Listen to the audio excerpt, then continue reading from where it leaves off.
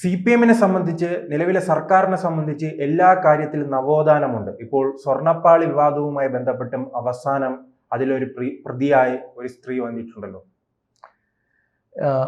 Shri S Jayashree മുൻ Devaswom board secretary ആയിരുന്നു. പിന്നീട് അവർ തിരുവാഭരണ കമ്മീഷണറായി 2020 മെയ് 31 അവർ റിട്ടയർ ചെയ്യുന്നുണ്ട്. അപ്പോൾ അവർ ഈ കേസിൽ 4ാം പ്രതിയാണ്. അപ്പോൾ അവർ ഇന്നലെ ഹൈക്കോടതിയിൽ സബ്മിറ്റ് ചെയ്തത് അവർ ഇന്ന് വരെയും ശബരിമല ക്ഷേത്രത്തിൽ ദർശനം നടത്തിയിട്ടില്ല എന്നും അവർക്ക് ഇതിനെപ്പറ്റിയിട്ടൊന്നും അറിയത്തില്ല എന്നും അവർ കരൾ രോഗിയാണെന്നും അതുകൊണ്ട് അവരെ എക്സംപ്റ്റ് ചെയ്യണമെന്നുമാണ്. പക്ഷേ 2019 വരെ അവർ ദേവസ്വം ബോർഡ് സെക്രട്ടറി ആയിരിക്കുമ്പോഴത്തേക്ക് ഇതിന് വേണ്ട എല്ലാ ഒത്താശകളും ചെയ്തു കൊടുത്തതും അങ്ങനെ അന്വേഷണ സംഘം ഇവരെ 4ാം പ്രതിയാക്കിയിട്ടാണ് കേസ് ഫയൽ ചെയ്തേക്കുന്നത്, FIR ഇട്ടേക്കുന്നത്. അപ്പോൾ ഹൈക്കോടതി അവരുടെ ജാമ്യാപേക്ഷ മൊത്തത്തിൽ തള്ളി. അവർ പറഞ്ഞു ഞങ്ങൾക്കിത് കേൾക്കാൻ താല്പര്യമില്ല, നിങ്ങൾക്ക് എന്തെങ്കിലും ഉണ്ടെങ്കിൽ സെഷൻസ് കോടതിയിൽ പോയിട്ട് ജാമ്യം എടുക്കാനാണ് പറഞ്ഞത്. അപ്പോൾ അതിൽ നമ്മൾ ചേർത്ത് വായിക്കേണ്ട ഈയിടയ്ക്ക് സുപ്രീം കോടതി ഒരു നിരീക്ഷണം നടത്തി, പ്രത്യേകിച്ചും കേരളത്തെ പറ്റി. കേരളത്തിലെല്ലാവരും ആൻറ്റിസിപ്പേറ്ററി ബെയിലുമായിട്ട് നേരെ ഹൈക്കോടതിയിൽ പോവുകയാണ്. ഹൈക്കോടതിയുടെ ജോലി ആൻറ്റിസിപ്പേറ്ററി ബെയിൽ കേൾക്കുന്നതല്ല. വളരെ എക്സെപ്ഷണലായിട്ടുള്ള സാഹചര്യങ്ങളിൽ പിന്നെ സെഷൻസ് കോടതി ജാമ്യം നിരസിക്കുന്ന ഘട്ടങ്ങളിലാണ് ഹൈക്കോടതി ജാമ്യാപേക്ഷ പരിഗണിക്കേണ്ടതെന്ന് സുപ്രീം കോടതി വളരെ വ്യക്തമായിട്ട് ഒരു നിർദ്ദേശം കൊടുത്തിരുന്നു. പ്രത്യേകിച്ചും കേരളത്തിലെ പ്രവണത എടുത്തു കാട്ടി പറയുകയും ചെയ്തു. അപ്പോൾ അവർക്ക് ഹൈക്കോടതിയിൽ നിന്ന് ജാമ്യം കൊടുത്തിട്ടില്ല. അവർ സെഷൻസ് കോടതിയെ സമീപിക്കണം.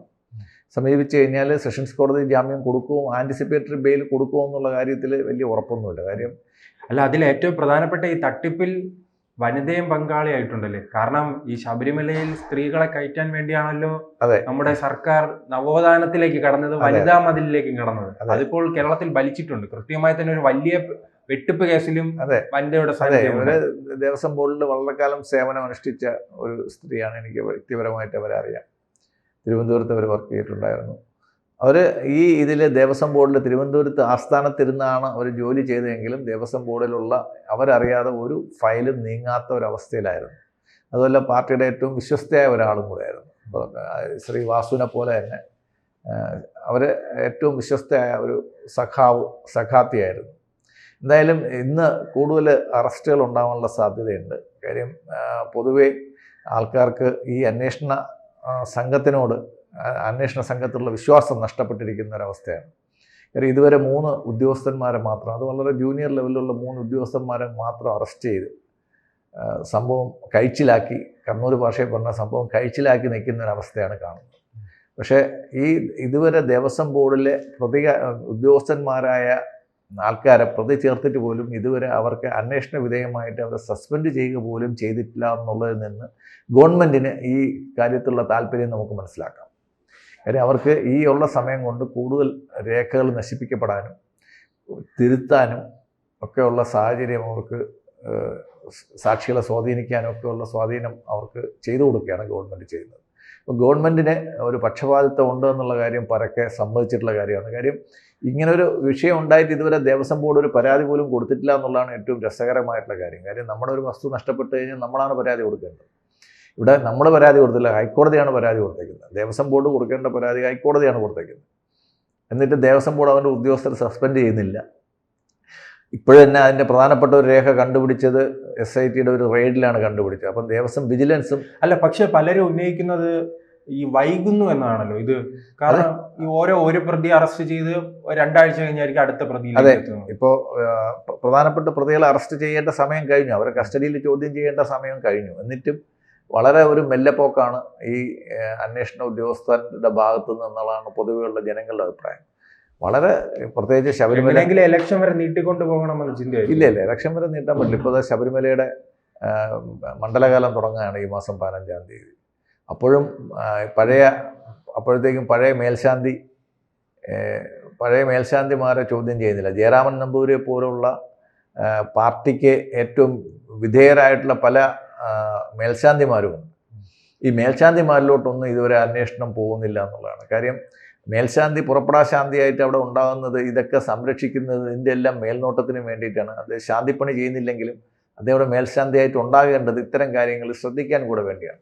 അപ്പോൾ അവരുടെ ഈ ശാന്തിമാരായിട്ട് ഇരുന്നവരുടെ അഭാവത്തിൽ അല്ലെങ്കിൽ അവരുടെ അറിവില്ലാതെ ഇതൊന്നും നടക്കില്ല എന്നുള്ള കാര്യം ഉറപ്പാണ്. അപ്പോൾ ഇതുവരെ അവരൊരു മേൽശാന്തിയെയോ തന്ത്രിമാരെയോ ഇതുവരെ വിളിച്ച് ചോദ്യം ചെയ്യാൻ പോലും അന്വേഷണ സംഘത്തിന് സമയം കിട്ടിയിട്ടില്ല എന്നുള്ളത് വളരെ വൈരുദ്ധ്യമുള്ള ഒരു കാര്യമാണ്. അപ്പം അന്വേഷണ സംഘവും ഗവൺമെൻറ്റിൻ്റെ അതേ ട്യൂണിലാണോ എന്ന് ആൾക്കാർ സംശയിച്ചു കഴിഞ്ഞാൽ നമുക്കൊന്നും പറയാൻ പറ്റത്തില്ല. പ്രത്യേകിച്ചും ശ്രീ എച്ച് വെങ്കടേഷ് സാർ എന്ന് പറയുന്ന ആൾ വളരെ ഹൈക്കോടതിക്കും വളരെ പ്രിയപ്പെട്ട ഒരു ഉദ്യോഗസ്ഥനാണ്, വളരെ വിശ്വാസ്യതയുള്ളൊരു ഉദ്യോഗസ്ഥനാണ്. എങ്കിൽ പോലും അദ്ദേഹത്തിൽ നിന്ന് പോലും അല്ലെങ്കിൽ അദ്ദേഹത്തിൻ്റെ ടീമിൽ നിന്നും വളരെ സ്ലോ ആയിട്ടുള്ള ഒരു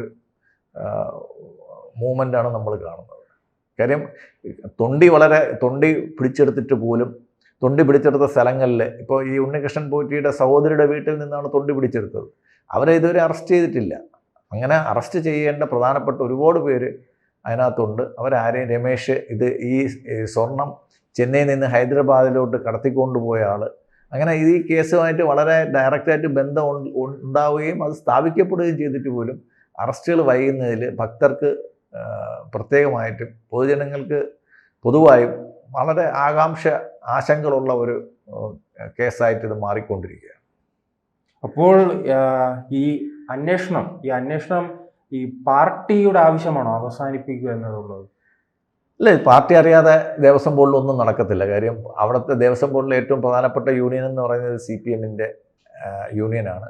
പ്രധാനപ്പെട്ട തസ്തികയിൽ ഇരിക്കുന്നവരും എല്ലാവരും CPM-ന് വേണ്ടപ്പെട്ട ആൾക്കാരാണ്. ഗവൺമെൻറ്റിൽ ഇപ്പോൾ ഗവൺമെൻറ് ഈ അധ്യാപകർ കഴിഞ്ഞ് കഴിഞ്ഞാൽ ഏറ്റവും കൂടുതൽ ഇപ്പോൾ തന്നെ അവർ പരമാവധി ഇതിനെ മറയ്ക്കാൻ ശ്രമിച്ചിരിക്കില്ല, തെളിവുകൾ നശിപ്പിക്കാൻ ശ്രമിച്ചില്ല. തുടക്കം നമ്മൾ സൂചിപ്പിച്ചതുപോലെ തന്നെ ഇത്രയും വലിയ കാലയളവ് ഉണ്ടായിട്ട് ഇത്രയും വലിയ തട്ടിപ്പ് നടത്തിയവർ സ്വാഭാവികമായും അതിനെ എങ്ങനെ പരിഹരിക്കാം, അതിൽ നിന്ന് ഊരി വരാമെന്ന ചിന്ത സ്വാഭാവികമായി തന്നെ ഉണ്ടാകുമല്ലോ. അതെ, ഇതിനെതിരായിട്ട് ഞാൻ പറഞ്ഞ ഇത്തരം കേസുകളിൽ കോൺഗ്രസും BJP-യും പോലും കോടതിയിൽ പ്രത്യേകമായിട്ട് ഈ കേസിൽ കക്ഷി ചേരുകയോ അല്ലെങ്കിൽ വെറുതെ ഒരു ചടങ്ങ് പോലെ ഒരു പ്രതിഷേധം നടത്തിയിട്ട് BJP-യും പുറകോട്ട് മാറി നിൽക്കുകയാണ് ചെയ്യുന്നത്. ഇത് വളരെ ഇത് വിശ്വാസപരമായിട്ടുള്ളതാണെങ്കിലും രാഷ്ട്രീയ പാർട്ടികൾ പൊതുവെ ഇതിൽ നിന്ന് പിന്നോട്ട് മാറുന്നു എന്നുള്ളത് ഒരു വലിയ വിഷയമാണ്. കാര്യം ഇതിൽ വളരെ സ്വാധീനമുള്ളവരാണ് ഈ തന്ത്രിമാരും മേൽശാന്തിമാരും. ഇതൊക്കെ കോടിക്കണക്കിന് രൂപയാണ് ദേവസ്വം ബോർഡ് മെമ്പേഴ്സിനൊക്കെ കൊടുത്തിട്ടുള്ളത്. അപ്പോൾ ഇവരെല്ലാവരും കൂടെ ചേർന്ന ഒരു കോക്കസ് ശബരിമലയെ ആസൂത്രിതമായി കൊള്ളയടിക്കുകയായിരുന്നു ഈ വർഷങ്ങളിൽ. ഇതെല്ലാം പുറത്തു കൊണ്ടുവരണമെങ്കിൽ ഈ അന്വേഷണ സംഘത്തെ കൊണ്ട് കഴിയില്ല എന്നുള്ളത് തന്നെയാണ് നമുക്ക് പറയാൻ സാധിക്കുക. കാര്യം കേരളത്തിന് പുറത്തുള്ള, അതായത് കേരളത്തിലെ DGPക്ക് റിപ്പോർട്ട് ചെയ്യുന്ന ഉദ്യോഗസ്ഥന്മാരെ വെച്ചിട്ട് ഈ അന്വേഷണം നടത്താൻ സാധിക്കില്ല. അത് ഹൈക്കോടതിക്ക് തന്നെ മനസ്സിലാവുകയും നമ്മൾ മുൻപൊരു വീഡിയോയിൽ പറഞ്ഞ മാതിരി അടുത്ത തവണ കേസ് നോക്കുമ്പോഴത്തേക്ക് ഹൈക്കോടതി ഈ അന്വേഷണ സംഘത്തിൻ്റെ വലിപ്പവും വ്യാപ്തിയും കൂട്ടും എന്നുള്ളതാണ് ഭക്തർക്കുള്ള ഒരേ ഒരു പ്രതീക്ഷ. അങ്ങനെ കൂട്ടിയെന്ന് പറയുമ്പോഴും പരിധിയില്ലേ? ഇപ്പോൾ പല പ്രതിപക്ഷ പാർട്ടികളും ആവശ്യപ്പെടുന്ന കേന്ദ്ര ഏജൻസികളുടെ അന്വേഷണമാണ്. അല്ല, കേന്ദ്ര ഏജൻസി തന്നെ വേണമെന്നില്ല. കേരള ഹൈക്കോടതിക്ക് അവർ ചൂണ്ടിക്കാട്ടുന്ന മുൻ ജേക്കബ് തോമസ് അടക്കമുള്ള മുൻ DGP അടക്കമുള്ളവർ ആവശ്യപ്പെടുന്നത് ഇതിനൊരു പരിധിയുണ്ട്. ഇത് കേരളത്തിൽ മാത്രം ചുരുങ്ങി നിൽക്കുന്ന കേസല്ല. കർണാടകയിലും തമിഴ്നാട്ടിലും ആന്ധ്രാപ്രദേശിലും അടക്കം വിവിധ ഇടങ്ങളിൽ ഈ അന്വേഷണം വ്യാപിച്ചാൽ മാത്രമേ ഇതിലെ കള്ളന്മാരാര്, ഈ തട്ടിപ്പ് നടത്തിയത് ആരെന്നാണെന്ന് കണ്ടെത്താൻ കഴിയുകയുള്ളൂ. ശരിയാണ്. പക്ഷേ ഈ കേസിൽ വാദി തന്നെ കോടതിയാണ്, ഹൈക്കോടതിയാണ് വാദി. അവർ സ്വമേധ എടുത്ത കേസാണ്. അപ്പോൾ വേറൊരാൾക്ക് കക്ഷി ചേർന്ന് ഇത് അന്വേഷണം വേറൊരു ഏജൻസിയെ ഏൽപ്പിക്കണമെന്ന് പറയുന്നതിന് മുമ്പേ കോടതിക്ക് തന്നെ അത് കോടതിക്ക് ബോധ്യപ്പെടണമല്ലോ. കോടതിക്ക് അത് ബോധ്യപ്പെടുകയാണെങ്കിൽ വേറൊരാൾ പറയാതെ തന്നെ കോടതിക്ക് അന്വേഷണം ക്രൈംബ്രാഞ്ചിനെ CBI ഏൽപ്പിക്കുകയോ അല്ലെങ്കിൽ കേരളത്തിന് പുറത്തുനിന്നുള്ള കഴിവുള്ള ഉദ്യോഗസ്ഥന്മാരെ ചേർത്ത് ഈ അന്വേഷണ സംഘം കുറച്ചുകൂടെ വിപുലപ്പെടുത്തുകയോ ചെയ്യാം എന്നാണ് നോക്കുന്നത്. എനിക്ക് തോന്നുന്നത് രണ്ടാമത്തേതായിരിക്കും കോടതി കൂടുതൽ താല്പര്യപ്പെടുക. കോടതിക്കൂടെ താല്പര്യമുള്ള, നേരത്തെ രാജീവ് ഗാന്ധി വധക്കേസിലൊക്കെ അങ്ങനെ സംഭവിച്ചിട്ടുണ്ട്. കോടതിക്ക് വിശ്വാസമുള്ള IB ഉദ്യോഗസ്ഥന്മാരെ സ്പെഷ്യൽ ഇൻവെസ്റ്റിഗേഷൻ ടീമിൽ ഉൾപ്പെടുത്തിയിട്ട് അന്വേഷണം കുറച്ചുകൂടെ വിപുലപ്പെടുത്തി കുറച്ചുകൂടെ കാര്യക്ഷമമാക്കാൻ ഈ കോടതിക്ക് തന്നെ, ഈ ബഹുമാനപ്പെട്ട ഹൈക്കോടതി ബെഞ്ചിന് തന്നെ സാധിക്കുമെന്നുള്ളതാണ് നമ്മുടെ പ്രതീക്ഷ. ഈ തലപ്പത്തുള്ള ഉന്നത നേതാക്കളിലേക്ക് അന്വേഷണം എത്തുമെന്ന് വിശ്വസിക്കുന്നുണ്ടോ? അല്ല, അത് എത്തിയേ പറ്റുള്ളൂ.